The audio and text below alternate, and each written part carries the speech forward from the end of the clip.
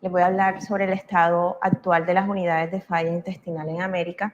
Y debo empezar diciendo que hay muy pocos datos en general sobre estas estadísticas. Y esto se debe, bueno, que algunos países y regiones es muy preocupante ver la baja incidencia y la baja prevalencia que hay del síndrome de intestino corto, y se cree que básicamente es por la falta o el desconocimiento del personal sanitario sobre esta patología y sobre el manejo que se le puede dar. Entonces, más que todo es esa desinformación lo que tiene las estadísticas muy bajas a nivel mundial. Si nos ponemos a comparar los pacientes en falla intestinal con otros órganos, como son los pacientes con insuficiencia renal, hay una discriminación por órganos, ya que la justificación principal de esto es por los datos económicos y por los resultados. Es decir, que los pacientes con insuficiencia renal, pues se les ve si tienen sus unidades más estudiadas o más organizadas, y se debe pues por el resultado que se ve de cada uno de los órganos en general. Pues ya esto lo ha comentado el doctor Vergara en cuanto a las características en general de estas unidades. Es un servicio multidisciplinario, el cual está organizado por un equipo que ya lo mencionaron, el cirujano gastrointestinal, el gastroenterólogo clínico, nutricionistas, enfermeras especializadas, fisioterapeutas, psiquiatras, psicólogos, trabajo social, en fin, un sinnúmero de personas que colaboran con esta unidad. Básicamente se encargan, esto es en general, todas estas unidades manejan el mismo concepto, las mismas características, con los mismos objetivos y las mismas metas. Y básicamente es brindarle un cuidado de acuerdo a la condición o la fase que se encuentre esta falla intestinal. Y es vital tener una relación entre el equipo de trabajo, el paciente y el entorno que tiene el paciente en general. Entonces, estas unidades es un centro que se conecta con múltiples áreas afiliadas, realizan intervenciones durante todo este periodo de rehabilitación, antes, durante y después de esta rehabilitación, y se hace una educación al paciente que va enfocada a la adherencia, al seguimiento, la prevención para el proceso global de la atención. Entonces, hablando un poco de datos, estas unidades de falla intestinal han evolucionado drásticamente en muchos países, especialmente en Estados Unidos, Canadá, países europeos, Australia, Nueva Zelanda y Japón, mientras que se ha visto un desarrollo muy lento en los países que sí tienen un poco menos recursos, como es en la India y en China, y esta evolución ha sido un poquito más lenta, pero ha sido graduable. Entonces tenemos en Perú, en el año 2011 fue que se empezó a hablar de estas unidades de falla intestinal en el Hospital Nacional Guillermo Almenara Irigoyen. Tenemos en Argentina en el Hospital Universitario Fundación Favaloro. En México tenemos con el doctor Humberto Arena en el Hospital San Javier. En Uruguay tenemos el Hospital Maciel, que fue hasta el año 2013 que se empezó también a hablar de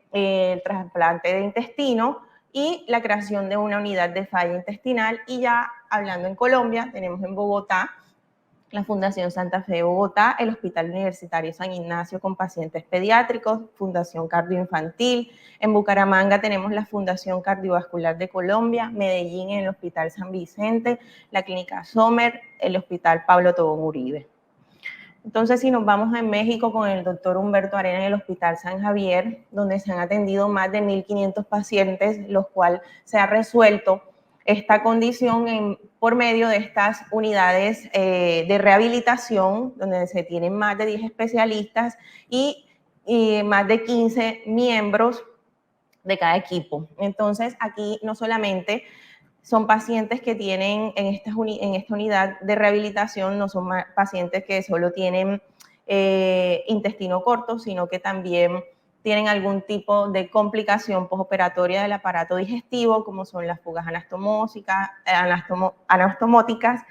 que presentan sepsis abdominal, fístulas del aparato digestivo, que han presentado pancreatitis, abdomen hostil, oclusión intestinal, traumas abdominales penetrantes o cerrados y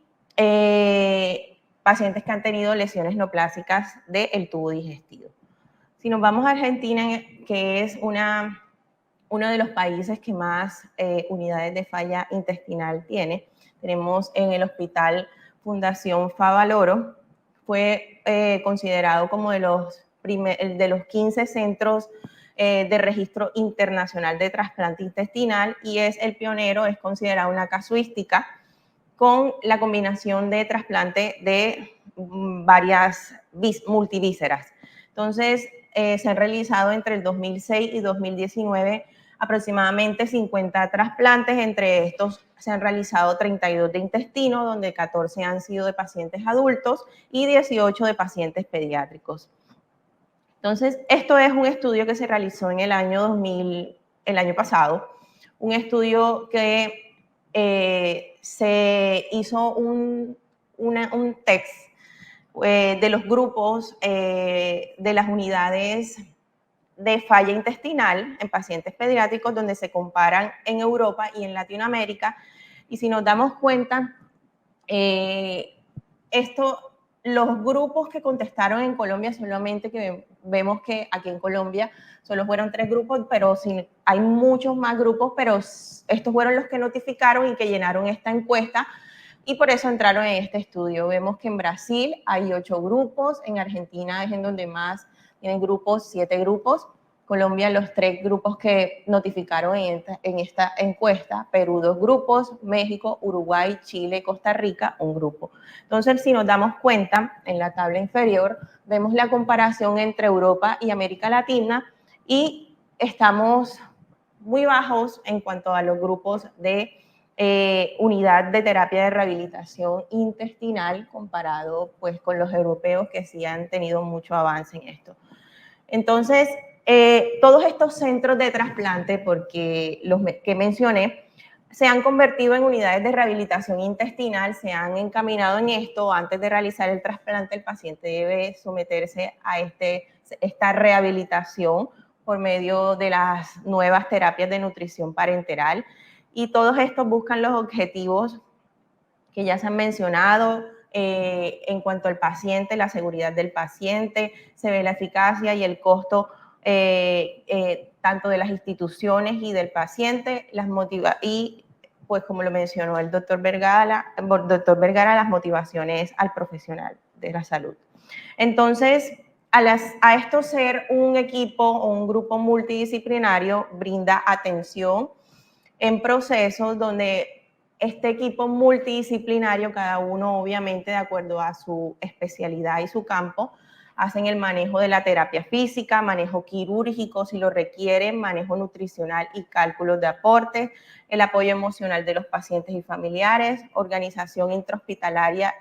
y post-egreso y el buen mantenimiento y adecuada evolución de la pared abdominal. Esto básicamente es en todas las unidades de falla intestinal donde atienden de manera satisfactoria a cada paciente con un modelo de atención institucional que están clasificados como falla intestinal independientemente en la etapa que se encuentre. ¿Y cómo se miden